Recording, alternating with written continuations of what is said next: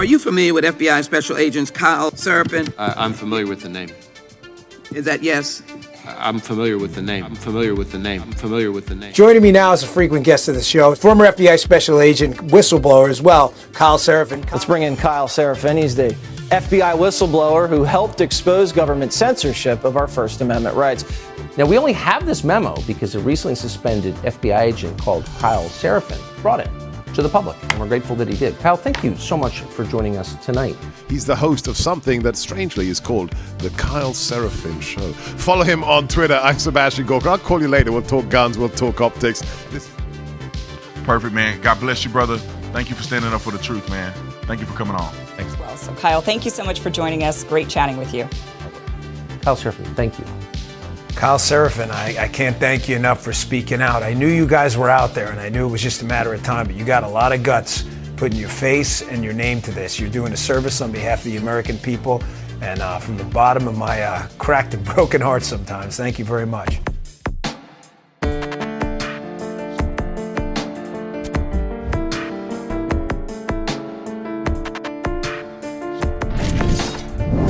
Take a look behind the curtain with a real whistleblower and American patriot. Prepare to embrace the uncomfortable truth because this program has no time for comforting lies. Here is civil liberties enthusiast, Second Amendment defender, and recovering FBI agent Kyle Seraphin. Show today is Wednesday. It's October the 18th, and we are rocking and rolling with a question. What happened to John Spartan? You guys remember the 90s? Some of you do. Some of you were old people in the 90s. But I remember being a kid in the 90s, and it was the generation of action movies. It was a generation where we watched, masculine, manly men doing ridiculous things like shooting people with a shotgun and having them fly across the screen. Why was that? And how do we lose that? Because we are now in an era that is just full of betas and soys and all kinds of other diminutive terms. And these people are responsible for real damage. They really are. And the movement that way has been long coming, but it also, the toleration of it has actually moved us into a really dangerous place. I think that our country is far worse off. And it's an old adage that good times have made soft men. And we had good times. We had them in the 70s and the 80s and the 90s, the early 2000s. And we started getting into something we thought was going to get harder, but no, that is not the case. We actually got softer and weaker. And I recall seeing even in college campuses when I was a kid, going through school, just a strange trend towards non-masculine traits in men being celebrated. And now we've arrived at sort of that peak version of it with toxic masculinity. So today we're going to be talking toxic masculinity. We're going to be talking about how our government is overrun with that sort of toxic weakness. It's the opposite of toxic masculinity. And I'm going to be bringing on my friend who would otherwise be lurking in the chat and giving you his 2 cents. We're going to be bringing on Garrett O'Boyle in just a second. Before we get started, we can say, I guess my mom is hanging out in the chat today. So morning, Mom. How's it going? And let's get started by saying thanks to our sponsors. We got Patriot Coolers up here. You guys know Patriot Coolers. You guys know who I'm talking about. Patriot Coolers. You can go to Patriot Coolers with an S on the end of it.com. PatriotCoolers.com. Use promo code Kyle, K-Y-L-E, gets you 10% off. Look at all these outstanding things they've got. They're actually about to send me, I just ordered up a new hard-sided large cooler for the back of my minivan because we travel down to Costco and I hate things getting thawed out. There's nothing worse than your smoothie vegetables or your smoothie fruits thawing and then becoming a solid chunk of ice. So if you're not using this in your shopping, it's an everyday tool, but also you can use it as an outdoor tool. Check out any of their stuff. You can look at their tumblers, which we use in our house. I've been using them since I was on surveillance in, I think, 2017. It goes a long ways back, me and Patriot Coolers. So check out patriotcoolers.com, promo code Kyle. They are good friends of our show, and they've been supporting us since the beginning. They really have. So we appreciate that. They were the first people to take a gamble on it. Check them out.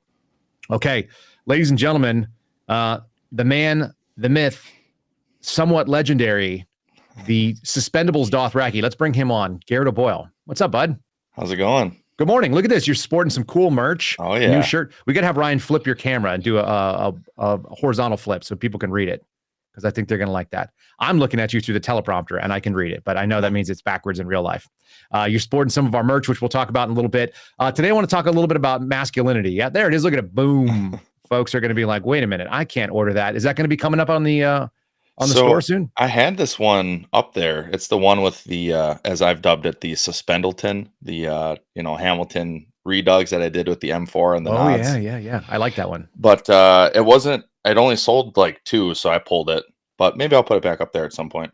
All right. Well, people, if you like what you're seeing on the screen, if you're sitting in our live chat right now, give me like a thumbs up that you want to see this thing on the merch store, and we'll throw it up there. Somebody just said you have a great beard. Garrett, is it true that with great beard comes great responsibility? It is indeed true. It's a fact. In the Old Testament, I forget where, Leviticus or Deuteronomy or somewhere, it says, don't trim the hairs of your beard or something to that effect. And that always struck me as odd. But, the Levitical law, it'll do that to you sometimes. How did I know you were going to bring it back to an Old Testament reference? Guys, I got to tell you, all day long, Garrett quotes scripture to me and the other suspendables to keep us grounded. We have these sort of fantasy, like locked in focuses on faith, family, and freedom. And Garrett is always banging the faith drum. If we were going to just give him one drum of the 3, it would always be that, 100%. Yeah. So we're going to talk about some topics that are going on today, but we're going to go on. Today's show is what happened to the Demolition Man. Do you remember that movie? Did you watch that? Or am I going to be? No. We're going to be refreshing your memory a little bit, folks. Maybe not the best movie that was ever made. It was certainly a movie that was the end of the career for the director. You guys may not know this, but he directed one movie only. It was Demolition Man. They never gave him another shot at it. But Demolition Man was actually an adaptation of Huxley's Brave New World. Did you know that? Oh, I did not know that. And that's why that story rings so true for most people, because a lot of us have looked at today's sort of events that are going on. We talked about it yesterday that Orwell would have had a field day with what's going on with Trump's trial, right? He certainly would have. And Brave New World is the other one that is constantly put out there. People consider Orwell and Huxley kind of like these pieces have predicted this. I mean, we actually had all these warnings going on, including some of our fears about AI. These things were discussed in things like the Terminator. Like a lot of the 90s action movies were far more prophetic than they should have been. And I also think there's something to be said. It's worth noting that Red Dawn has recently come back into focus for people, I think.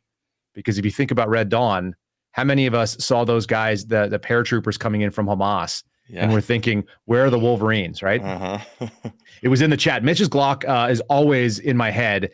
We need a suspendables tinfoil hat, if possible, to be able to block my thoughts so that people are not picking up what we're going to talk about. I want to pull this up because, folks, I do want to update you at least on the fact that no one for speaker. No, do you have tinfoil on your head, Ryan? Is that what that was? Oh yeah, it's the Lamb's hat. So it's the REF protected, whatever. It's got the silver inner lining on them. No joke. $60 a hat. Well, the silver is supposed to keep bacteria away. I don't think it's supposed to keep your thoughts blocked. Is that the Alex Jones edition? What's going on there? Sure is. Okay, I love it. That's fine. I think we should all try to block our thoughts. And plus, you don't want to have the 5G activated in your bloodstream, right? I know that's a big concern. That's it. That's the key. All right. The chat's already going nuts. I appreciate this, guys. We've had people already appreciate the Old Testament reference, and Eric Jason's out there reminding you guys to smash the like button. If you're just joining us, please hit the like. We've got Garrett O'Boyle, FBI whistleblower, and former infantryman from the Army. He was a local police officer in Wisconsin, and one of my favorite people to work with. We're going to talk a little bit about some of the masculinity that how we knew we were the same tribe, because we're going to talk about that drive that you and I did from New Mexico after we got surveilled by the federal air marshals. I want to bring up this no one for speaker. Bring up topic 1, if you would, real quick, Ryan, because this is worth noting. We got no real love for Jim Jordan. Everyone is out there complaining. I saw this on Twitter Spaces. They're like, how dare these Republicans? They're failing to back Jim Jordan. I'm going to get your take on it in 1 second here, Garrett. But first, I want to read through. Just said the U.S. House paused over the night. This is coming from NPR's reporting. This was last night. They had another attempt to elect the speaker. It obviously failed. We're now the suspendables hashtag no one for speaker is actually winning. That is actually who's the Speaker of the House. No one, which is great. The U.S. paused to collect itself. Sorry, the U.S. House paused to do another round of voting. The Judiciary Chair, Jim Jordan, Republican Ohio, failed to win again. Interestingly enough, he got 200 votes, and 212 votes went to his opponent, Hakeem Jeffries. Everyone keeps acting like this would be the worst thing in the world. Honestly, even though they would pass a bunch of horrible stuff, I think it'd be somewhat hilarious to just let the Democrats run our country into the ground for like another 18 months as we run up into the election. Like nothing could be worse than giving them what they want. that would be the worst thing for them. Every member of the House who was present in Washington was called into the chamber ahead of the vote. There was standing ovations and cheers and jeers. We had some suspendables chat about how kind of gross it is that when Jordan voted for himself for speaker, he got a standing ovation. Apparently that's what passes for heroism in this weak, sort of frail culture that we live in. And there were people who were objected to Jim Jordan's record, saying they feared he could alienate voters and swing. In other words, Jim Jordan is too conservative. I'm going to bring Garrett back up here. Garrett, is Jim Jordan too conservative? Has he done too much for the conservative cause so far in your eyes? I just want to give you the floor. Aside from sending numerous letters to government officials and beating the drum on conservatism, I don't really know what he's actually done. So, and especially as far as whistleblowers go, I mean, he liked to talk a big game about, think about before the last election, oh, we got all these whistleblowers coming forward. And we know he did because we were some of them. And there were more. And there are others that we know of that aren't out there. And he said, yeah, or his office, because we didn't talk to him. I can't speak for Steve, but for me, I never talked to him until the day I showed up to testify. That was the first time I actually spoke with somebody outside of his staff or other than his staff, or you know what I mean? I spoke with him and not his staff. And, maybe that's part of the problem, because I don't think he actually cares. Maybe he does have conservative values, and I think he probably does, but what is he actually doing? And it's frustrating, and sure, I'm uniquely positioned to have a very strong outlook on this because of what has transpired. Because you think, okay, I'm going to go to Congress, I'm going to whistleblow, and everything's going to be fine because I'm legally protected to do that. And then you get assurances for months and months and months and months. In my case, it was nearly a year. Like, yeah, everything's fine. We'll take care of you. And then when the FBI drops the proverbial hammer on your life, they just say, well, I can't believe that happened. And let's stay in touch, and we'll figure out what to do next. And then you get no help for months and months. And then you finally get called to come and testify, and you go and do that. And then you get criminal charges referred on you for doing such a thing. And it's like, hey, Jim, or anybody else, when are you going to actually step up, protect whistleblowers, actually do something regarding the values you claim you have? And I know lots of people say, well, they don't have a ton of power. Okay, well, they have the House. So do something with the power you do have. And they're doing very little, if not nothing, other than arguing over who's going to be speaker, who's not going to be speaker. Let's have a vote. Oh my gosh, the Republican Party is going to burn to the ground because we don't have a speaker, and we all need to get behind someone. And you have someone like Kevin McCarthy, who of course goes back on his word. And then the big push for Steve Scalise, and it's like, well, he's just another Kevin McCarthy, and now it's Jim Jordan, and oh, he doesn't have the votes, and oh, the world's going to burn. Well, for some of us, the world has already burned. It's been taken from under us, and we are the ones left to figure out how to put the pieces back together and doing things. You mentioned yesterday, I think, not that we're trained for. You started a podcast. Steve wrote a book. I'm selling t-shirts and hats, which, it's not lucrative by any means. We appreciate the support. We're going to continue to push it out there and spread the word, but we were FBI agents, and I think we were damn good ones. And call that, prideful all you want, but having worked with a number of people in the FBI, you don't want people like us who actually stand for values, who stand for the oath we took. And then we're going to, point the camera back at Jim Jordan and Congress and say, oh my gosh, we need them. No, we don't. No man is going to save us. No politician, especially, is going to save us. And, it's up to us to figure out. And honestly, yeah, no one for speaker. I got two things. First of all, the chat is going there. There's probably a percentage of people in our chat that are listening, and a percentage of our listeners that are saying, look, guys, you missed the mark. Jim Jordan's the best bet. I'm not saying he's not the best bet at some point in time. I'm just saying, let's let this thing play out for as long as humanly possible. Let's run out the clock on the continuing resolution and have no federal government funding, because I want you to see what happens when there is no federal government. When there is no federal government money and nothing is going on, you will not notice a difference in your personal life. That's what I'd like Americans to see. Yeah. Everybody thinks that it makes such a big difference, and it doesn't. Two questions. Number one, since you testified, you had a criminal referral that was put out by the House Democrats that were trying to smear you. I bet a lot of people don't know about that. Will you share that? Yeah, I bet a lot of people don't. And that's a shame too, because, I think about that every day. Once I make it to 6:01 a.m., I think, okay, today's not the day. But yeah, I was referred. Why is it? Why 6:01? Tell people again so they understand. Because that's when the FBI will come for you, and I'm sure they will make as much of a show out of it as they can because, oh, he was former FBI. Oh, he was former FBI SWAT, and he is an infantry veteran. He must be crazy. Oh, and he was a cop. Oh my gosh, near peer. He was a near peer.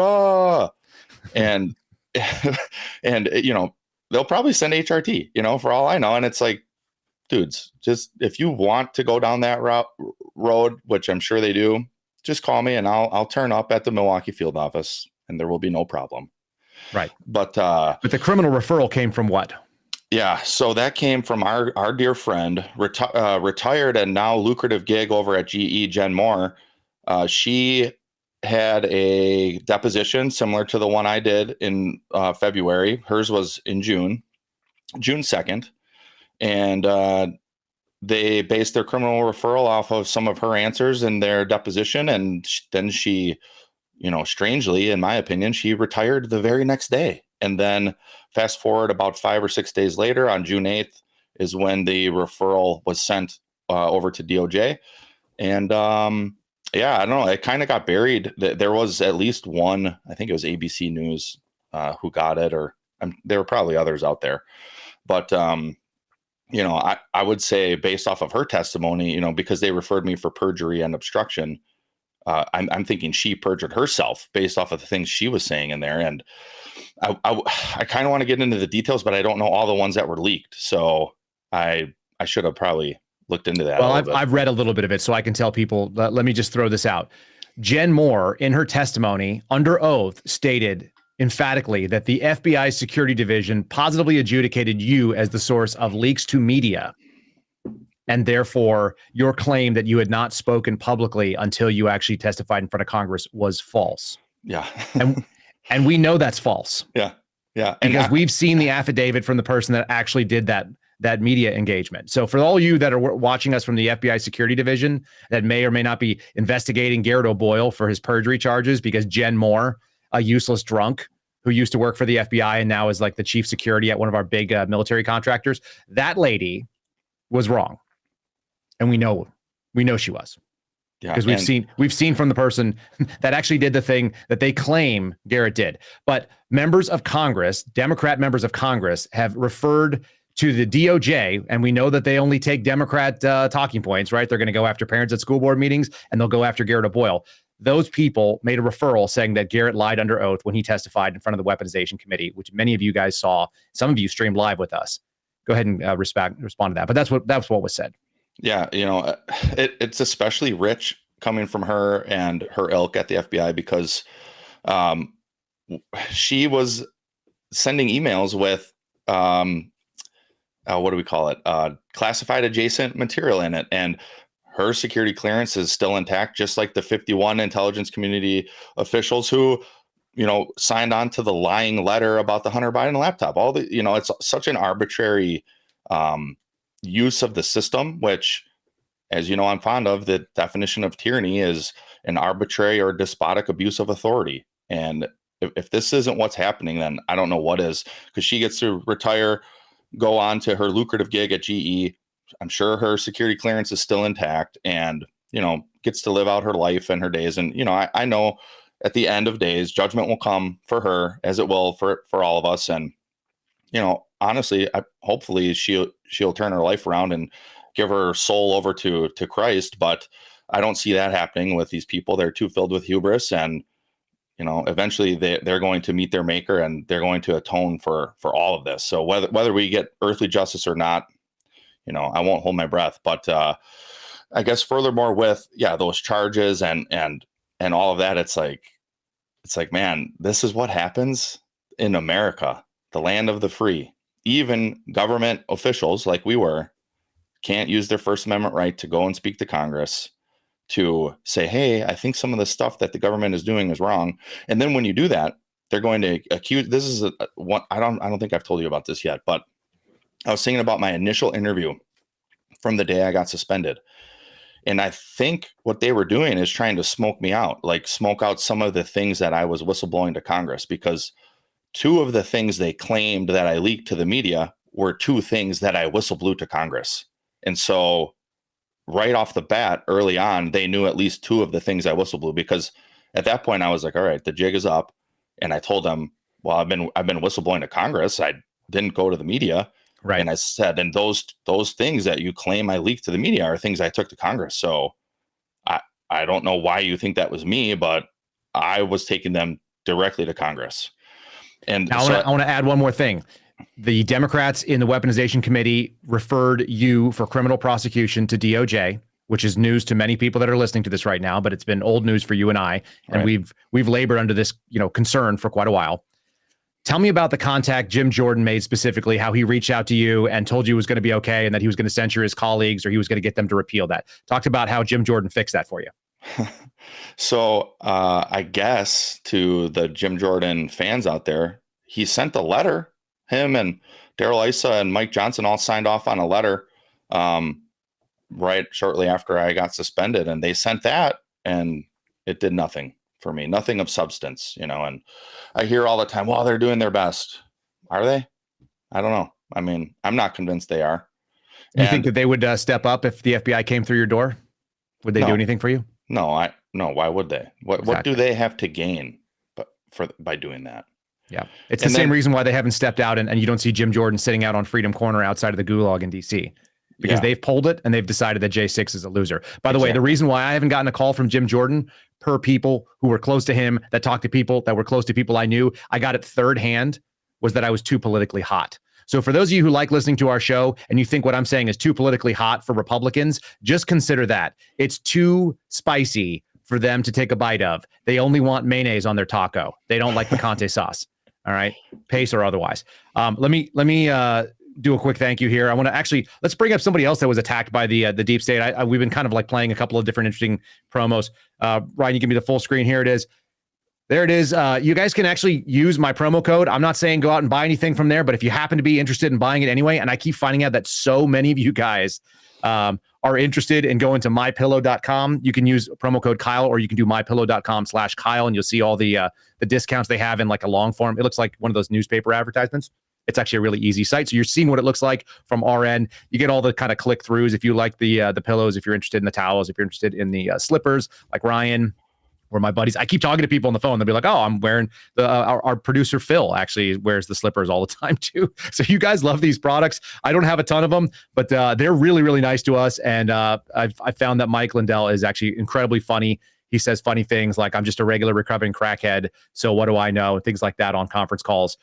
He seems like a good dude. And if you want to support him, you know that he was attacked by the FBI as well. He had his phone seized and they cornered him at an Arby's, which may have been the safest thing to do, but they probably could have just called him up and he would have turned it in. So Mike Lindell, also a victim of FBI weaponization, just like Garrett is today. Kind of a good kind of pivot from that. Garrett, I don't want to run out of the fun clips I have because I've got a bunch of stuff. I want to talk about John Spartan, but I want people to have a sense of why I think no one for speaker is fine, that we just sit here and take a deep breath and pause and let it play out for a little bit, because none of you are being hurt by the fact the federal government is doing what it's doing, and it won't be for a while, right? I mean, it's just not going to affect you guys. So let's kind of go. First of all, I want to know how we got here. I've got video number one. I want you to reflect on it in a second here. This is Yuri Bezmenov. Many of you guys know this is a KGB defector. He kind of telegraphed this stuff from his 80s videos. He was doing lecture series trying to teach Americans what it is that was happening to our society. It's already happened. We've already sort of like lost that thread. That being said, it's still worth hearing it in his own words every once in a while. So we're going to play video number one, and then we'll kind of move forward. I want to show you the soft men that have taken over and are running things and what it's resulted in. So let's do video one.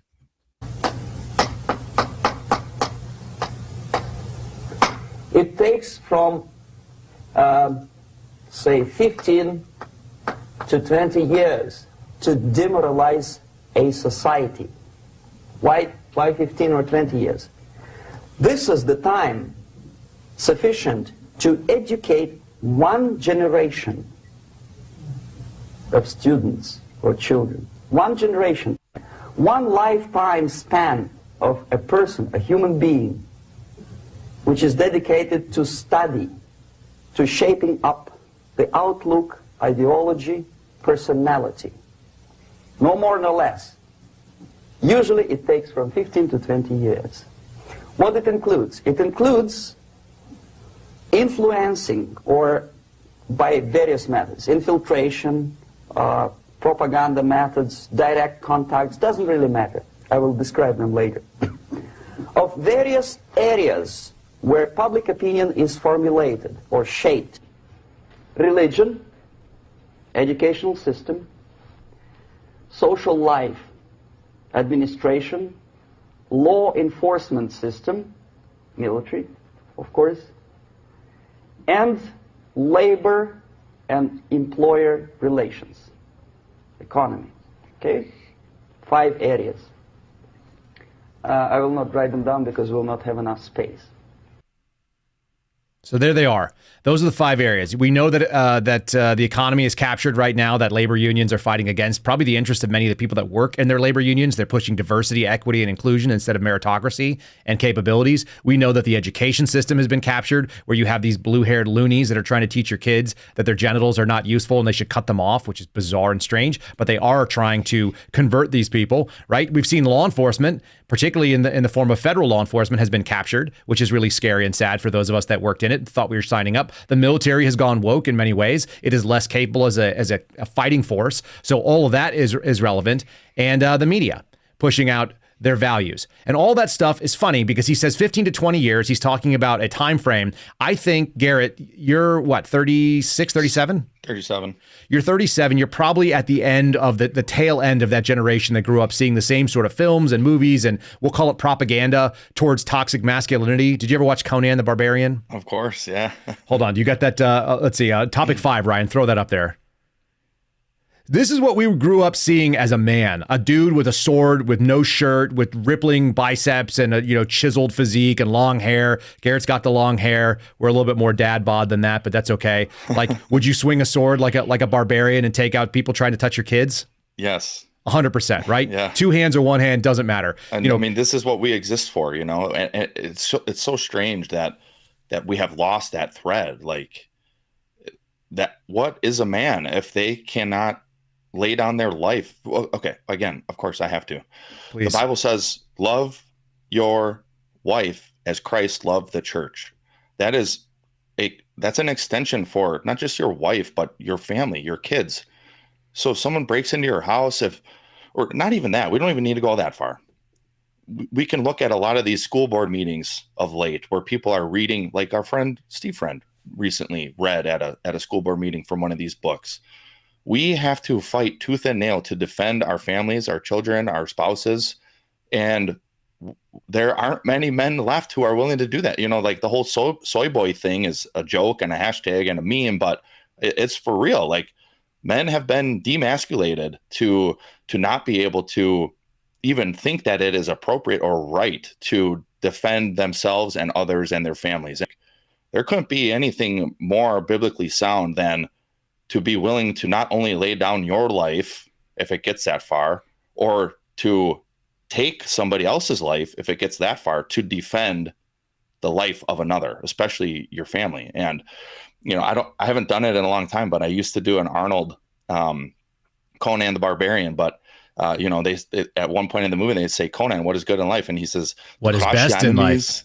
To see them driven before you and to hear the lamentations of the women. Hear the lamentation of the women. Hear the lamentation of the women. Look, like, this was yelled at me while I was on a training bus when I was at, where were we at? I was in Mississippi. So Biloxi, Mississippi. What's the base there? I'll think of it in a second. We're doing training. We're going to a dive training where we're all going to get drown proofed and get the crap beat out of us. I'm wearing like UDTs, those little tiny shorts that you go dive in if you're in the 1950s or if you're one of the Kennedy brothers. And we're having this bus is hitting every curb because our instructor is 6'9" and 300 pounds, and he's sleeved hatted, and he's a freakish special operator, and he's literally hitting every curb to knock us over while we're trying to dress out and get ready because we're on a time limit when we get to the pool to go get ourselves crushed. And he's yelling, "What are the 7 C's?" You know, and then he's yelling out like trivia questions, and one of them he yelled out was, "What is best in life?" And some of the guys in my class who were much younger than me, because I was 10 years older than a lot of them, didn't know. They didn't know what was best in life, right? Yeah. But if someone asked you, "Hey, Garrett, what's best in life?" you immediately know that Arnold Schwarzenegger tells you what it was, because we grew up with that toxicity. And I'm going to show you something as a mixture of this. I'm going to show you as a sort of a dichotomy against it. Let's look at topic 2, because this article came up. George Hill sent me this today. I want you guys to see this, and we're going to reflect on it as well. This is topic number 2. Look at those men. Garrett, you can see it on your screen, okay? This is coming from Tablet. This is 2 days old. The Biden administration tries to hide what it knew about the impending massacre. We're talking about Israel and Hamas, and while they were still leaving the Iranian sort of cooperation that this administration has done untouched. They don't want to talk about it, right? They'd rather not discuss what goes on there. And this is the piece that we're first of all, look how weak those men look. Like either one of those guys would be leveled by a single punch. None of those guys are standing up against a Conan. You know, they're in nice suits, they're slim cut, their arms are weak and frail, they're standing in gentle ways, they have weak hair, they're old, they're not young, like virile dudes that are going to go to war and protect our country and have this kind of stuff. Everything about, that's Anthony Blinken, and then who's the other guy standing there? Jake Sullivan, okay, National Security Advisor, and the Secretary of State. The 2 guys that are basically responsible for advising the president and projecting force and power of the United States on the world. That's what they look like. Yeah, think of that for a moment. Like, and I know I don't know everything about politics and geopolitics. Okay, fine. But if you have a national security advisor, if that's me in the White House, my national security advisor is going to be some grizzled command sergeant major from Delta Force. Who's going to know more about it than him? Who's put boots on the grounds where it needs to be done in places that we're not even supposed to be. And then you have these guys. What do they know except for what they read on CNN.com or what they heard from some general who's been so detached for 20, 30 years and was probably just trying to climb the ranks anyways. And it's like, these are the people running the show. No wonder Hamas is attacking Israel. No wonder our border is being flooded. I mean, no wonder we failed in Afghanistan. That's right. I want Jesse Horsley, who was the commander on the ground. He was the NCOIC of the mission that went into the Olympia Hotel in Mogadishu. He's still around. He retired as a command sergeant major from Delta, exactly that guy. And he was operating gray operations for the United States through all the early 2000s, the war on terror, responsible for a number of bad guys, high-value targets that you know that I'm not going to say, because the briefings we sat and had him come and talk in, he had to make sure everybody had a clearance so he could even show us the videos of some of the bombs that they were getting dropped on and some of the hostage rescue missions that they went on. That's the kind of guy that I want, someone who knows what the value of life is and what the value of death is. And instead, we have these guys. And this is the other piece of it that's really scary. If you'll pull that picture back up, because this is what we're reading. This is coming from Tablet Magazine, but it doesn't matter where you grab it. The gaps in U.S. knowledge on this attack and Iran's role must be understood in the context of separate but a related intelligence scandal. Is this going out in a big way? This has been reported on, but it's not big, and it should be absolutely staggering. The Biden administration's former Iranian envoy, this was Robert Malley, supported and facilitated an Iranian spy ring and brought one of the clerical regimes, this is Iran's sort of assets, this woman named Irene Tabatabai, I think is her name, Tabatabai, into the federal government. She actually is still at the Pentagon, where she's a chief of staff to the Assistant Director of Defense for Special Operations, which is a guy named Chris Mayer. She holds a top secret clearance, and she reports to the Iranians. It's been exposed. Okay, but they basically said, like, we're giving money to, we've got people inside that we've been penetrated by the Iranian sort of intelligence services. And in the meantime, there's no surprise. This is a one-to-one connection that they've been sort of supporting. The money going in, the money goes into Iran. Iran has been supporting Hezbollah. And we're claiming basically that Hezbollah has never been a direct threat to the United States, but that's false. We've actually passed laws in this country against supporting Hamas, and Hamas is listed as a foreign terrorist operation, a foreign terrorist, an FTO, on the State Department's list. And we missed it. And we missed it because of weakness, because we've got guys like those two that are standing in and running our policy and are giving pallets of cash to Iran instead of putting people that are capable of violence. I'm going to bring up Demolition Man now. We're going to see a clip. This is what happens when you let weak and gentle men run policy that should be handled by rough and aggressive men. Let's go to video number 2. Folks, if you've never seen Demolition Man, it's not the best movie in the world, but it's highly entertaining, and you'll watch it with new eyes after seeing the attack that happened on Israel where 1,400 Israelis were killed, the worst killing of Jews in a single day since the Holocaust. Roll video 2 if you would. Protect serve in place. 4 minutes, 15 seconds lapsed. Maniac is imminent. Request advice. With a firm tone of voice, demand Maniac lie down with hands behind back. Simon Phoenix, lie down with your hands behind your back. What's this? 6 of you. Such nice, tidy uniforms. Oh, I'm so scared. What, you guys don't have sarcasm anymore? Maniac has responded with a scornful remark. Approach and repeat ultimatum in an even firmer tone of voice. Add the words, or else. Simon Phoenix, lie down on the ground, or else.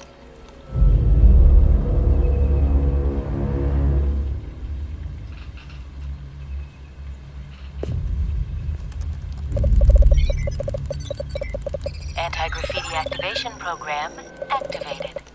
Aborted. Human presence detected. Safety override code accepted. Lucky number 7.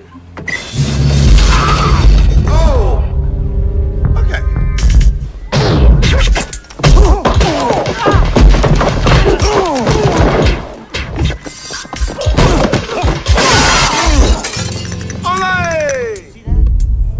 We're police officers.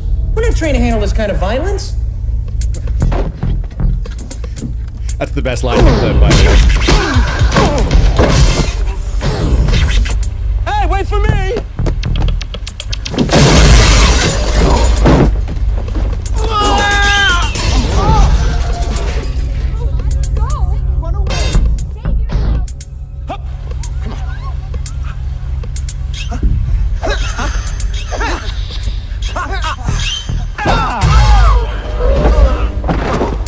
Stupid.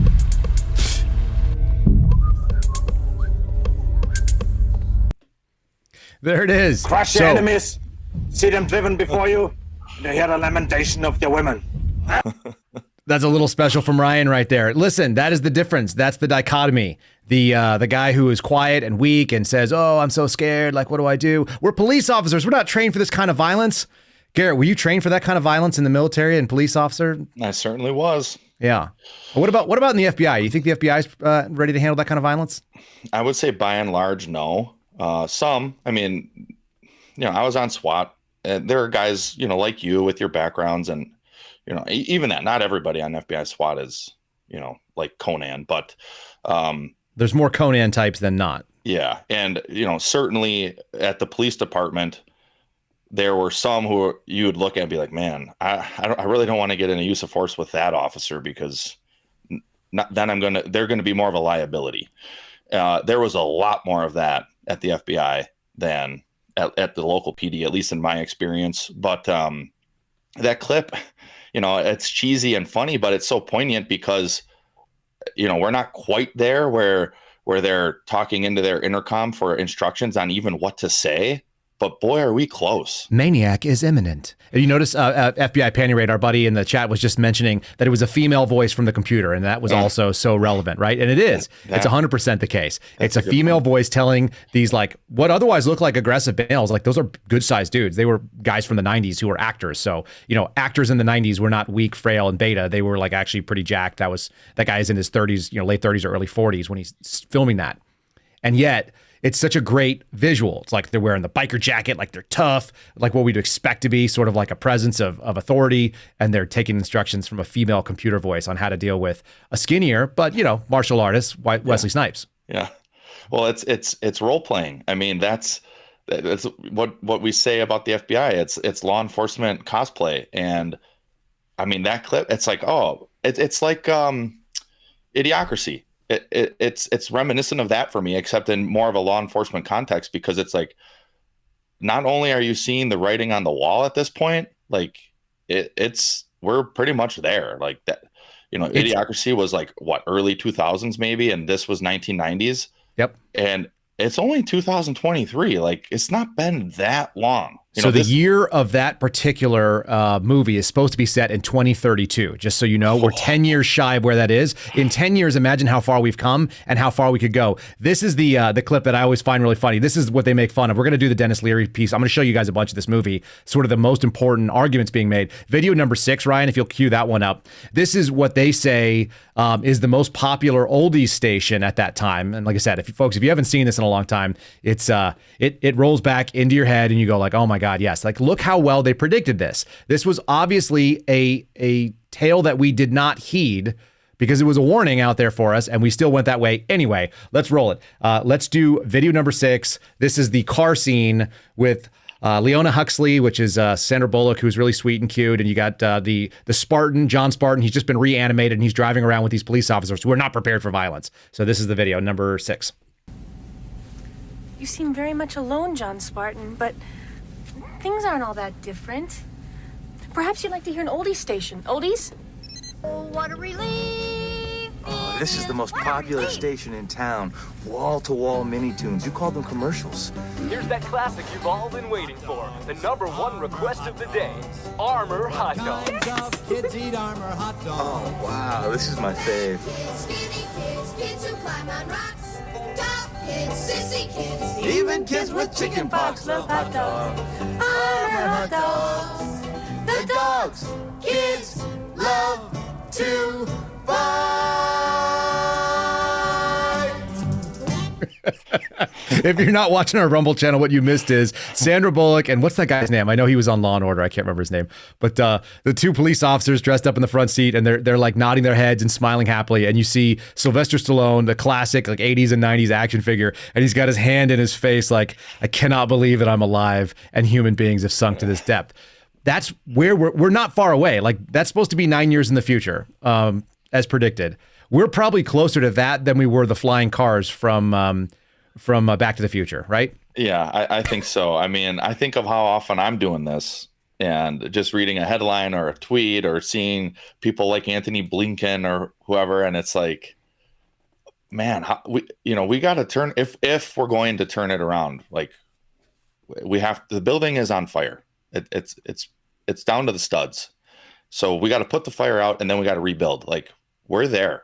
And, I know people watching and in the chat and everything are aware of that for the most part, but we got to get everybody, as many people on board as possible.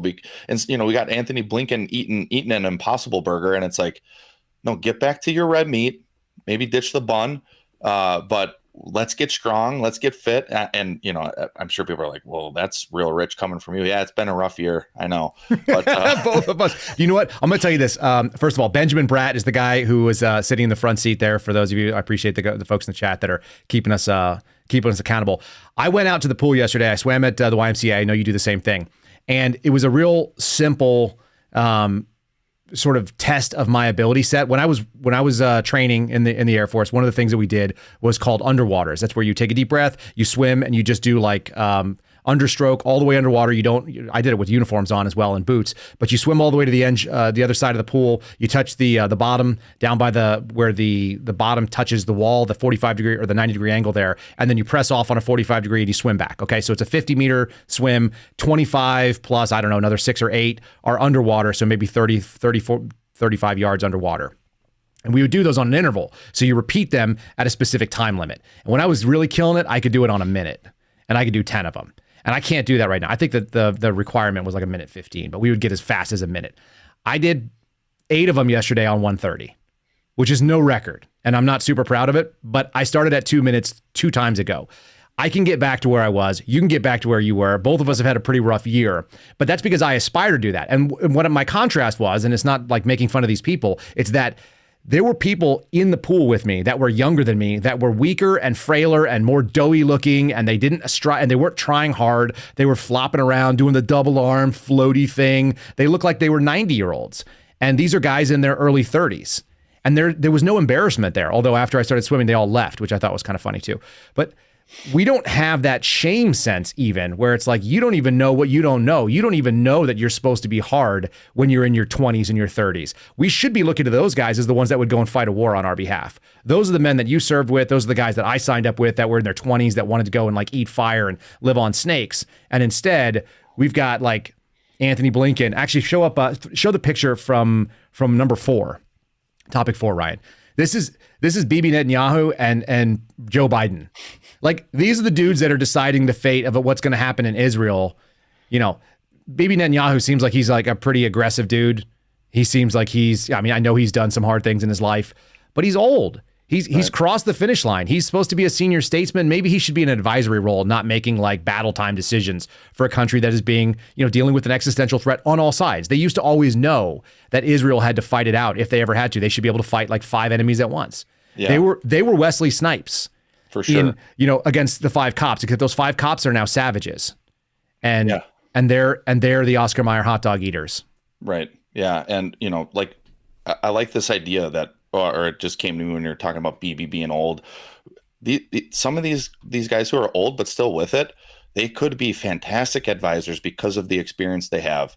And BB has come out very firm and strong, at least verbally, and I appreciate that. Like, I've not heard talk like that from an American president, maybe ever. Like, I know we had W after 9/11, like, oh, we don't negotiate with terrorists, but BB's saying like, we're gonna slaughter all you, essentially. He literally said the Conan piece. At least he's got that mentality. Whether he can do it himself or not is another animal. Whether they let this thing happen to them or not is another animal. But at least there's that. So here's where I talked about yesterday, the last domino. They go after free speech. They want to shut it down. What the goal is to basically emasculate this entire U.S. population, including all of you that own firearms, that own weapons, that want to be able to defend yourself, that did see Red Dawn and thought, hey, if I get a paratrooper, whether it's a Hamas paratrooper or a Chinese paratrooper, if you watch the remake of it, which I didn't, but apparently it was like the Koreans. The Koreans are never coming here. But if somebody were to come in and jump from behind our enemy lines, Russians or otherwise, they would have to deal with a rifle behind every blade of grass, the way that the Japanese general said, or the admiral rather. So that being the case, this is what they would prefer to have. This is, again, Demolition Man, video clip number 3. This is what gun control ends in, if you guys want to know what it looks like when it ends. And they gave us this warning a long time ago. Video 3. You are now entering the Armory exhibit. You will find displayed the walls around you. So sorry. Various Didn't see you weapons there. used for violent life termination in wars and urban disturbances of the 19th and 20th century. Oh, shit. You are fined 1 credit for a violation of the verbal morality statute.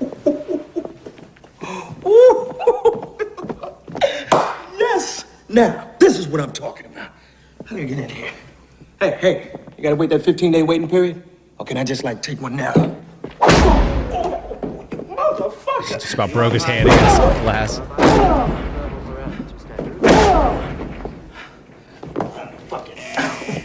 Mellow greetings. What seems to be your boggle? My boggle?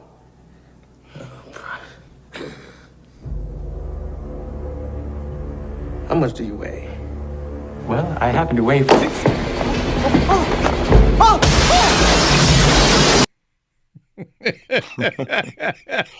He just tosses him. So if you're not watching on the Rebel channel, what you missed is Simon Phoenix, who is Wesley Snipes' character, who looks a lot like a Dennis Rodman. He's been kicking, trying to break through this sort of bulletproof glass or this resistant glass, and then he picks up the what is your boggle guy, who is the museum curator, because they've turned firearms into an exhibit. And it was part of the 19th and 20th century, the vile termination of human life in violent ways. And he throws them right through, and he takes whatever he needs, because that's what savages do. Dan Bongino's been talking about the savages are at the gate.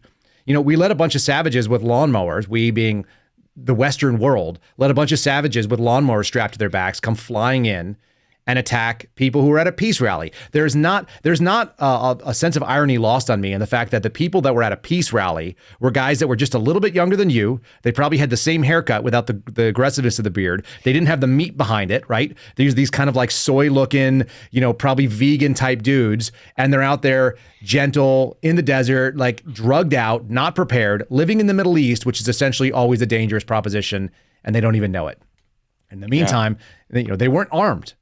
right? They had all their guns in a museum. They had Israel actually pass some anti-gun legislation in the last couple of years, which is strange. It's and crazy. I mean, think especially for them. Yep. It's mandatory to serve. I think it's 2 years. Yep. And they have a very proud heritage and culture that they want to defend at all costs because they're surrounded by enemies literally everywhere.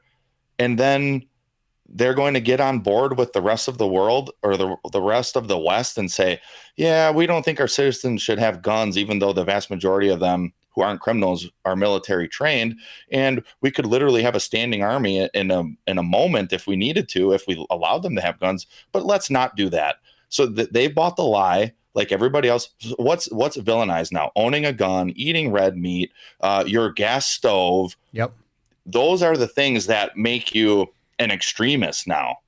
And even talking about defending yourself or others, wow, you must truly be a barbarian. And it's like, these are basic principles of humanity since the beginning of time. You don't enact violence unless you have to. And if someone's going to attack your nation and your people, you should be prepared to fight back for that. And it's like, this is common sense stuff. Well, we talked about it with George Hill the other day, and essentially, like, we all have been led to believe that Israel has done the same thing that Switzerland always did, which is that everybody has a weapon, that there's 80% plus civilian ownership of firearms. And in fact, it looks like it's down to like 2% over the last couple of years because they voluntarily disarmed themselves, which is absolutely crazy to me based on like Switzerland could disarm itself. It's surrounded by no one and it has mountains. And yet they have maintained their culture as far as we understand it. And we've seen the Israelis do exactly the opposite, which does feel it feels like they were captured the way that Yuri Bezmenov was talking about, that they have basically been brainwashed into weakness, that they captured those younger generations. And those people grew up thinking, hey, even though we see rockets all the time, I think there's this interesting comparison between digital and analog. And you and I had analog childhoods. The people that grew up in a digital era thought that maybe the machines will protect us. There's all this surveillance state and the government's got us and they got our back, and they really don't have our back. Let me just show you something really interesting. You probably don't know this one. George sent me this earlier today. Will you pull up topic number 3? Topic number 3. Look at this. Why America wouldn't be America without this mountain of skulls. If you're watching on our Rumble channel, what you're seeing there is a pile of skulls that is about 20 feet high. Do you know what those skulls are, Garrett? Bison, I think. They are buffalo skulls. Yes, they are. Okay. This is the slaughter that Americans did on buffalo. And it was done for 2 reasons. Ostensibly, it was done so that we could achieve manifest destiny and that we could kill off all the things that were derailing trains. So they didn't have to have those big cow throwers on the front of it. But that particular picture shows you the devastation we did. We took the buffalo population from about 1.5, close to 2 million down to like 300. They killed literally millions of buffalo. Now, it had an added benefit to the United States government. It subjugated the Indians, the American Indians. It took a native population that was, basically the ones that were holding back the expansion from a lot of settlers because they were unwieldy and they were barbarians. They were the ones that were roaming the plains and occasionally burning down white settlements. And so they killed these things. We know that the numbers were that high because one single railroad company shipped 500,000 buffalo hides back to the East between 1872 and 1874, according to this article. This is coming from allthat'sinteresting.com.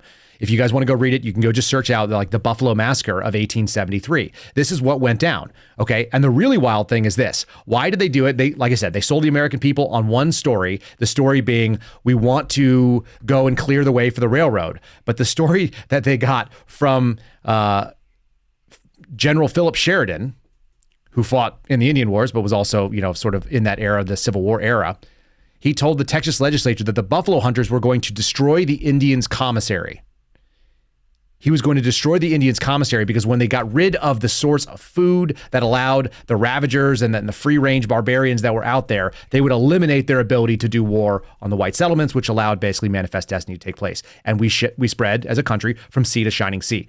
That's a really rough move. It was bad, I think, long-term for the animal populations, and it's sad for those of us who want to be able to hunt and see that as a conservation thing. But the will of our government, they were willing to kill 1.5 million buffaloes under false pretense to specifically get rid of an internal enemy. You think our government wouldn't do that again? They still would. It's just weak men that couldn't do it themselves. Exactly. And it's, yeah, exactly. I've been thinking more and more, and I've been looking more into American history during this suspension and government, especially FBI and other parts. But shortly before I got suspended, I don't remember the name of the book. I read a book. Well, I listened to a book on my many drives to and from Kansas City or wherever, Western Kansas and all the places. But it's about Crazy Horse. And at that time, it was basically nearing the end of what the Indians, Native Americans were. And they didn't touch on this specific instance of all the bison. I don't recall. Maybe they did a little bit, but the warrior culture was eroding. And many of the chiefs were saying, it's just easier to go along with the white man. And they pay us. They basically paid some of them off. And the ones that resisted were kind of forced out and were fleeing north and west and wanting to fight, but not all the tribes were getting on board. And it was a very calculated move by the U.S. government to weed them out. And they employed all sorts of things to do so, like slaughtering all these buffalo. And look at the effect it still has. I mean, you've worked the res before, so you probably can speak to it even more than me. And like that people, they're done. I mean, yeah, sure, they exist in little pockets in the country, but from what they were to what they are, I mean, they're a destroyed people, a destroyed culture. And there's more of them now than there ever was, which is also interesting. They've gotten weaker and there are more of them. So when I say that is that like the numbers of people that settled the Mescalero Apache tribe, the residents, like the reservation that I was working on, it was only a couple hundred. I think it was like between 200 and 300 originally founded on that space. They were killed off in big numbers, right? But they've repopulated to the point, but they're a shadow of their former culture. And a lot of it is because they were devastated, one, by the United States government, two, they've been assimilated, and three, they lost the ability to know what is hard. They kind of are trying to struggle at that, but they're being destroyed by a lot of the culture that exists in the United States and the poverty, and they've basically gone government reliance. That distance has gone very far. I'm going to play this for you because it's internalized. Once you internalize what the enemy is trying to put on you, the weakness, the like I say, the soy, the beta, whatever it is, you take that on and say it's part of yourself, you actually start advocating. This is what Yuri Bezmenov was talking about, the capture of a society, of an entire generation. I've got a clip from Nefarious here that just struck me, and I know it'll resonate with you as well. But folks, this is what is achieved when you have people, and there are people in our federal government right now. I think Blinken and Jake Sullivan, those guys look exactly like this attorney, or this psychologist rather, who's making the arguments. He's making the arguments that we've won because diversity and because we've gotten rid of racism. We've put women to work in a way that they didn't previously do. We've destroyed basically all of the traditional values that this country and all Western society was founded on, because look what we've done. It's so good. You're going to hear this demon. This is a man possessed by a demon. Answer him. Let's do, that's going to be video number 5. I called it Evil is Everywhere. So let's take a look at this thing. I'm telling you, the warnings are always in film. Art actually does warn us about this kind of stuff, but we fail. Let's go ahead and play this one real quick. Your side's not doing too well. Do you really believe that, James? Yeah. We've never been freer. Literacy is at an all-time high. We're working to eliminate racism, intolerance, gender inequality. People can love who they want, be who they want, do what they want. Diversity is no longer a dream. Hate speech is no longer tolerated. And politically, we're reclaiming the moral high ground. James, I think I love you. Literacy, James. James, the average high school graduate reads at a 6th grade level. You have basketball players making $30 million a year decrying racism, all while wearing sneakers made from slave labor. Now, here's something for you. Right now, your world currently has 40 million slaves. More than the Romans had at the height of their empire. You want to know the best part, though? Half of those, half, are sex slaves, James. As for hate speech, well, you want to hear some irony? We didn't even come up with that one. You did it all by yourself. Sometimes you amaze even us. I fail to see the humor. Bottom line is you're done. It's over, that's it.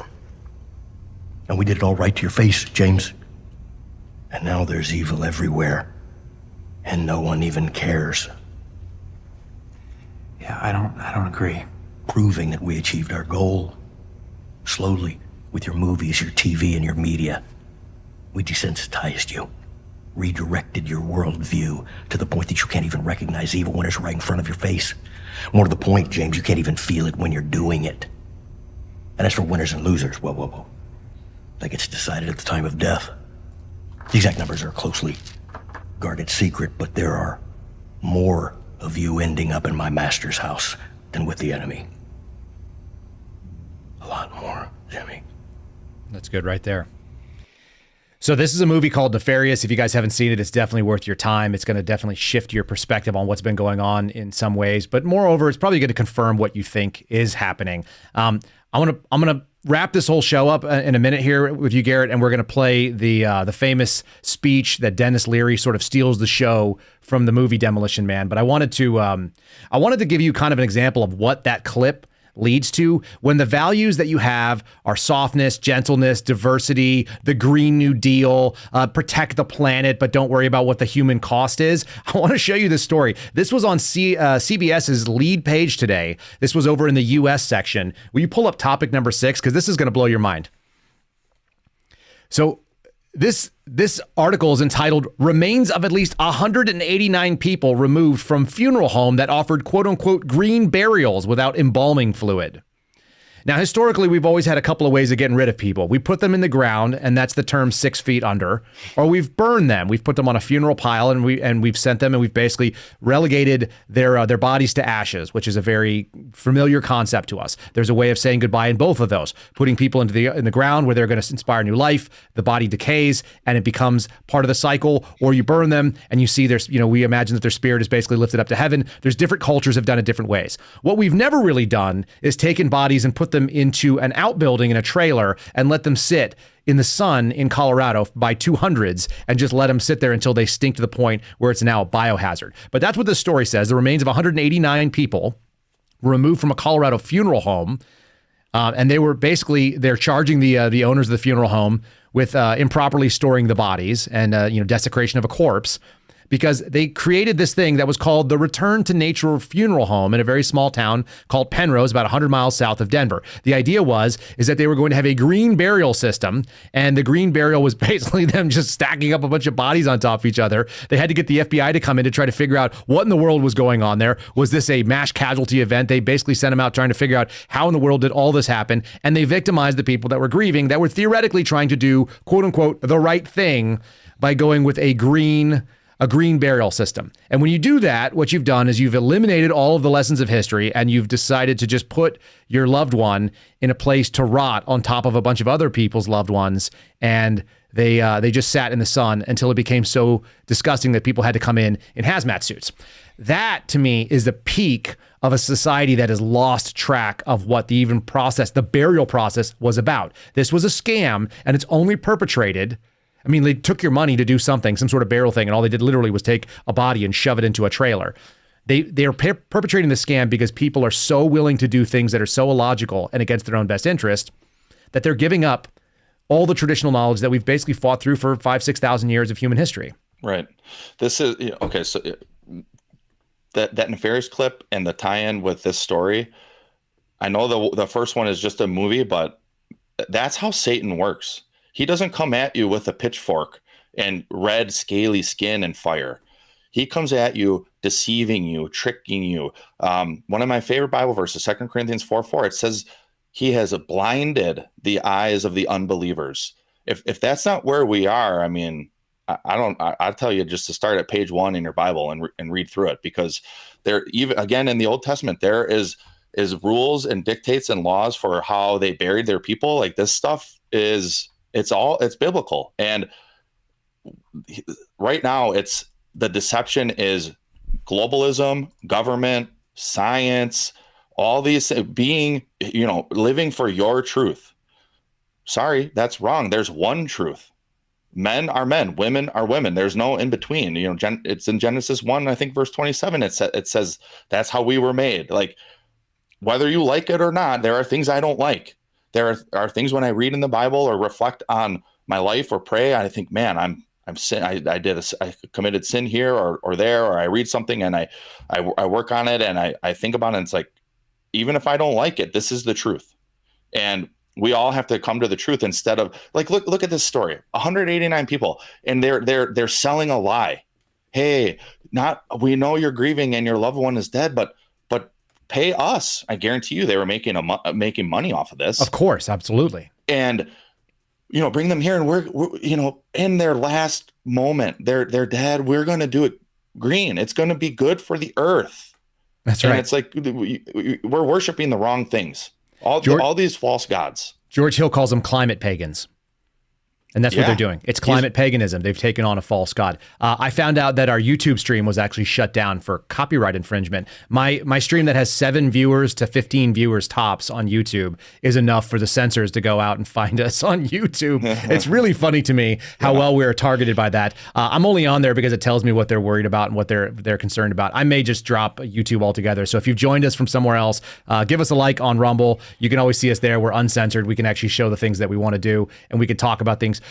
Obviously the lure of this particular stream, this particular show, is not that you're going to watch a couple of like 30, 60, and 90-second clips of a movie that was released 25 or 30 years ago. The lure is that we are doing content that is commentary on it, and that's what's called fair use. We're actually allowed to use it the way that we do. We're not breaking any rules, but of course, YouTube is not concerned about the rules. They're just using it as a cover, like so many of the other things. Let's get to the crux of the issue here of what you just said, because I don't want to leave people on the doom and gloom like we're screwed. We're actually not screwed, because there's a lot of guys like you and me. There's a lot of people like the Suspendables and the Seraphans in the chat. I don't know where you guys came up with that, but it's cute. There's people out in the chat a little bit too. Yeah, so there's going on there. Before we show the final clip, which I do want to do, I just want to say thanks to my friends over at Catholic Vote. If you guys haven't gotten the Loop yet, sign up for the Loop. You can go to their webpage, catholicvote.org. You can financially support them. You can keep track of the attacks on churches. They have a rolling scroll under there that's very, very good. They'll show you the attacks on crisis pregnancy centers. And of course, the Loop is the best, probably 1 minute of news. You'll get you caught up. If you want to know what the current events are about with no commentary and no filter, Catholic Vote is actually starting to do their own reporting. So go to catholicvote.org. You're going to start seeing some of their own stories that they're going to be breaking real soon. I just talked to the president of Catholic Vote the other day, and I really, really like him. His name Brian Birch. He's been on Fox a bunch of times. Brian's a good dude, and the Loop is excellent. It really is. It's an outstanding product. I've recommended it to people, and people come back to me and tell me, man, this is really good. You don't have to be Catholic to go to the thing. It's not Catholic focused, although there's always a story in there that is lifestyle and or Catholic Vote related. But there's a lot of just basic U.S. news that you're going to want to know about as someone who is pro-family, pro-faith, and pro-freedom. You'll like it. Go to catholicvote.org, sign up for that. And we're really appreciative that they support us, because they really do. So here's the crux of the issue. You ready for this one, Garrett? Do you remember this movie? Do you remember this, what this is, this Dennis Leary speech? I think so. I mean, it's been a minute, but I think I do. Okay, so there's toxic masculinity here. There's eating meat. There's all the things that you know that they would hate. This was filmed 30 years ago, and you can touch it and go like, obviously, this guy would still be offensive to the people that are out protesting on behalf of Hamas today that would get thrown off buildings. The Queers for Palestine would be offended by every bit of this clip. Here's Dennis Leary stealing the show, one of the great scenes from 90s movies, making fun of our woke culture today, even before it came out. Let's do video number 4. We're just going to run the whole speech here. And of course, he has a firearm because he's primitive and toxic. Let's run it. Your friends, too. Come on, move. Ow! Ow! You got balls, cop, coming down here after the show you put on. We're looking for a murder death killer. Can you help or just bully us with your primitive weapons?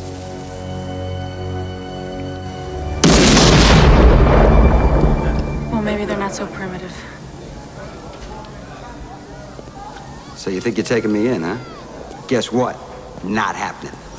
You tell Cocteau he can kiss my ass. Yeah, that's right. You tell Cocteau it's gonna take an army of assholes to get rid of me, because I don't give a shit. I got nothing to lose. I don't want to rain on your parade, pal. But I don't know who the hell you are, let alone want to take you anywhere. So stay here, be well, and Cocteau's an asshole! Hey, let's take him and dump him up top. They're only down here to spy on us. Wait a minute. You're the guy outside Taco Bell. Yeah. What do you want? I guess you weren't part of the Cocteau plan. Greed, deception, abuse of power, that's no plan. That's why everybody's down here? You got that right. See, according to Cocteau's plan, I'm the enemy. Because I like to think. I like to read. I'm into freedom of speech and freedom of choice. I'm the kind of guy who likes to sit in a greasy spoon and wonder, gee, should I have the T-bone steak or the jumbo rack of barbecue ribs with the side order gravy fries? I want high cholesterol. I want to eat bacon and butter and buckets of cheese, okay? I want to smoke a Cuban cigar the size of Cincinnati in the non-smoking section. I want to run through the streets naked with green jello all over my body reading Playboy magazine. Why? Because I suddenly might feel the need to, okay, pal? I've seen the future. You know what it is? It's a 47-year-old virgin sitting around in his beige pajamas, drinking a banana broccoli shake, singing, I'm an Oscar Mayer wiener. You live up top, you live Cocteau's way. What he wants, when he wants, how he wants. Your other choice? Come down here, maybe starve to death. All right, then why don't you take charge and lead these people out of here? I'm no leader. I do what I have to do. Sometimes people come with me. All I want to do is bury Cocteau up to his neck in shit and let him think happy, happy thoughts forever. And I got bad news. I think he wants to kill you. All right, there it is. So that's the great sort of climax of before they go and they take back the world. I think the Suspendables are the Dennis Leary types, maybe without the Playboy and the green jelly running down the street. But all that being said, I want to eat meat. I want to eat cheese. I want to smoke a cigar if I choose to. I want to grow a beard. I don't want people to tell me how to live my life. I know you feel the same way. And I think we also have the same instinct that we didn't come out here to lead anybody, but sometimes people want to follow it. It may be a time to lead, it turns out. You've talked about an idea. We've been flirting with it, sort of casually as a joke that you should run for office, but maybe you have to do that. And I know that none of us want to do that, but somebody's got to step into the gap right now. Right. Yeah. I would hate to do that. But you know what? I hate this. I hate what has become of this. But at the same time, like I said, when I testified in my opening, Isaiah 6:8, here am I, send me. This is I truly believe that we don't pick the hill. The hill picks us, and we just obey. And, for me, it's clearly, I hope it's clear, it's rooted in my faith. And for me to disobey would be to disobey God. And I can't willingly do that. Don't get me wrong. I still sin every day, but there are things like this clip you just played. It's resistance to tyranny, and resistance to tyranny is obedience to God. And then that comes from our founders. I think it was Benjamin Franklin who coined it. And then Thomas Jefferson liked it so much, he got it put on like his crest at Monticello. So I forget all the details, but anyways, it's just like Dennis Leary was saying, like, I want to do these things. Sometimes people follow. I'm not doing it because I want notoriety. I know that you don't either. I would much rather be collecting my lucrative GS-13 Washington, D.C. area locality pay, because that would be a lot better than right now from a human perspective. Right. But from a spiritual perspective, I must believe, and I think it's clear from the Bible, that we are right where we're meant to be. God has established the path for us, and we just have to willingly obey and follow. And I mean, you have to resist tyranny. I mean, it's a true tenet of the faith, and I think that's what we're doing, and it's cool to see the growth that you have had over the last less than a year, and all the things that have happened really since you were suspended, and then me, and then, getting connected with Steve and others. Like this is not man causing all of these things to happen. We're all just, marching to the beat of God's drum, and he's establishing the way, whether it's my way, your way, the FBI's way. He's established all of it, before time even existed. It's all true. I've been reminded, I just was looking this up the other day, but Matthew 25 says something to the effect of, the servant that can be trusted in small matters can be trusted in great matters. I think that many of us got a chance to see what our mettle was, what you were tested in small ways.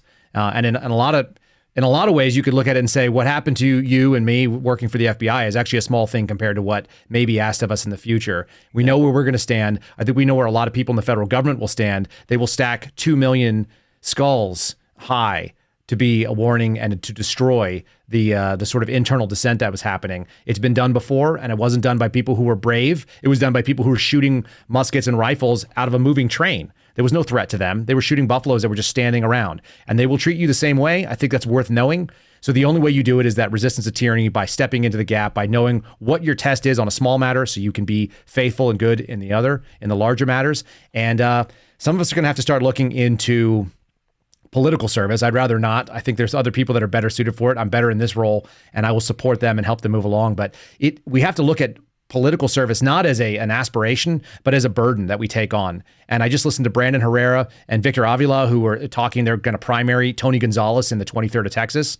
He's the guy that just has been selling out the border towns, and they're running basically with the idea that this is a suicide mission. They're going in knowing that they may never get reelected, but they're going to do what's right for the time. That's what we need. We need politicians that don't want to go to be politicians, that are reluctant politicians, the same way, the guy who doesn't want to take the squad, but has been the hardest working guy. That's the guy you want to follow into battle. And it should be the same thing for our politicians right now. Right.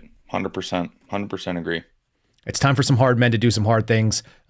Anyway, folks, I hope you enjoyed what we were talking about. I'm going to give Garrett a chance to plug what he's up to these days. He's not catching bad guys. He is running this. So we'll throw this full screen. Garrett, I'll give you your own plug for the merch store, but I'll throw here it is right there. You want to throw this thing up?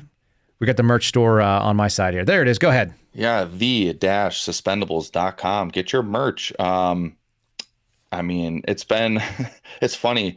I'll just give a little ad lib here on this. When I was like a freshman in high school, maybe a sophomore, I took an entrepreneurship class, and like my project for the semester was starting a t-shirt business. Like that was what I picked. And I've wanted to do it ever since. I never could have imagined I actually would do it. I started with that Last Line shirt, the Blue Line one, when I was a cop. And I had a whole idea for what that could have been or would be. And, now I've been able to integrate it into the suspendable stuff, but it's been interesting. It's been a learning curve, especially with like shipping and stitching hats. And, it's been crazy. It's been cool. It's been keeping me busy. I shipped a ton of orders yesterday, and I got a few more I'll ship out today. And then there will be a few that'll take maybe a week because I ran out of pins. You guys bought them all up. So I appreciate all that. The support has been really encouraging and cool to see, because it's like, man, there are people out there who appreciate us and appreciate the message and what we've been through and what we've done and what we're trying to do. And, like I said, we just have to obey, and if t-shirts and hats and Ranger panties can be a little part of spreading the message, then I'm all for it. So thank you all. The-suspendables.com. Get your merch. Keep it going. Promo code Kyle gets you 10% off on there. We did it just for tracking. You can tell them I'm not getting any money out of this. I just do it because it's fun, and I appreciate supporting you. And yeah, I'm sure there are people out there who think like, oh, Kyle probably gets all sorts of free stuff. He's actually been the number one purchaser of items. So it's been cool. It's been cool to see. Folks, some of you are asking about the Thin Blue Line, the Last Line strength. We're going to be announcing something in just a little bit. Garrett's got something in the background. I know you guys see that shirt and you like it. I've worn it on the show. Click on the Last Line if you would, Ryan. Will you pull that down? The Ranger panties are coming for me too. I saw my order shipped yesterday with that big bulk order you just talked about. This is the original Last Line shirt. I wear this thing out. I swear to God, I've gone out to the grocery store and I identified, when you guys are walking in a grocery store, you always can kind of see there's like 3 or 4 dudes that are like you, that are like a Garrett, that are like masculine men that I would know that if a shooting war broke out at the grocery store, like they'd be on my team and I wouldn't have to, coax them into action. They'd already be there. And I recognized one of these guys as a friendly when I was cruising through, and he walked up to me in the parking lot after I put all my groceries away and my kids were all stowed, and he sees me and I'm returning my cart and he points right at my chest and he sees that Last Line strength shirt and he goes, "It's a badass shirt, man." And I was going to be like, "Oh, you could find them at my buddy's store." And then I just left it. I just said, you know what? If he wants to find it, if you guys search Last Line Strength, you'll actually see Garrett's original t-shirt company that was set up when he was a cop. And we're going to get that redirected over to the-suspendables.com. Use promo code Kyle so he knows that it came from the show here, and we'll promote all that stuff. But look for a new Blue Line. We'll call it a Last Line. There'll be a new Last Line series that's coming your way, guys, pretty soon. And I will be the one demoing the first version of it because that's what I do. We really appreciate all of you guys sticking with us today. We appreciate Garrett O'Boyle. Garrett, tell them your socials if you're starting to approve people and your Substack, and they can follow you up. Yeah, my Substack, it's been a little side project, but I really come to like it, and I get a lot out of it myself, just doing it for mental clarity and whatever, just getting to kind of use my brain like I used to when I was an investigator. But that is Last Line. There's a theme here, lastline.substack.com. And I'm GOB Actual on there because it's kind of like a quasi social media as well. So you can follow my Substack and me, I guess. I'm still I don't do a ton of it other than write the post, but, and then I'm GOB Actual pretty much everywhere else. Truth, Instagram, and Twitter. So. There it is. Follow GOB Actual anywhere that you are following on social media. You can find him. You can support the Last Line Substack. We really appreciate you jumping on today, Garrett. Folks, you've been listening to the Kyle Seraphin Show. We stream it live from Liberty Hill, Texas. It's a good hill to die on here in Texas, America. It's 9:30 Eastern Time. We get started 8:30 Central Time. If you just joined us and if you're catching up in the stream, by all means, give us the thumbs up on there. We appreciate it on Rumble. And you can follow us on rumble.com/Kyle Seraphin, where we don't get censored, where we don't get our stream destroyed, where we don't have the YouTube treatment, which is kind of funny. YouTube sends me an email every single day letting me know, oh, we've monetized your abilities. You can now get ad revenue. It's like, can we? Because we can't even do a show without you cutting off the stream. Want to say thanks to all of you out there. Tac Penis has been, which is very funny, by the way, Tac Penis, classic Air Force. Tactical Air Control Party, one of the guys that has been following us recently. We saw you became a subscriber the other day, so I'm very appreciative, and you've been real active in the chat since you joined us. I've got buddies who are Tac Ps. I'll talk about the Air Force at some point, y'all, but thanks for joining us today. Very appreciated. Follow Ryan Matta Media on Twitter, Ryan Matta on True Social. Follow our moderator, Eric Jason, who's been out there hanging it up and making sure you guys are on it. And leave us a 5-star review on Apple, Spotify, iHeartRadio, wherever it is that you guys go. There is a link in the description. You can leave us one if you have an Apple product. We do appreciate it. We read them on the show, like this one from AWOL Sanity. Is Sanity absent without leave? Probably so. It just says, awesome podcast, 5 stars. I listen almost daily. The latest with Steve Friend and Steve Baker was amazing. If you guys haven't seen that one or listened to it, by all means, go check that out because we dropped some serious knowledge. We're going to have Steve Baker back pretty soon as well to catch up on more. He's working behind the scenes to break up the narrative on January 6th. So we will bring it, and we are a friendly outlet for people who care about the truth. We don't care about whose feelings we hurt. We don't care if we hurt Jim Jordan's feelings. Tough bananas, man. You could have given us a phone call. You could have called me at any time, but Jim Jordan's people never reached out to me and said anything. And so if I choose to dump all my frustrations on behalf of my friends, that's what I'm going to use my platform for. Folks, no one for speaker, make a trend. No one, the number 4 speaker, hashtag no one for speaker. Let's just see how little you need your federal government. If you want to be a conservative, that's what it is you are saying, that you're going to be relying on yourself, and you can do that. We appreciate you here at the Kyle Seraphin Show. God bless you all. Thank you for joining us, and we will see you again tomorrow with another episode at 08:30 Central Time. Thanks for listening to the Kyle Seraphin Show, streamed live weekdays on rumble.com/Kyle Seraphin. Follow Kyle on Twitter, Truth Social, and Instagram at Kyle Seraphin.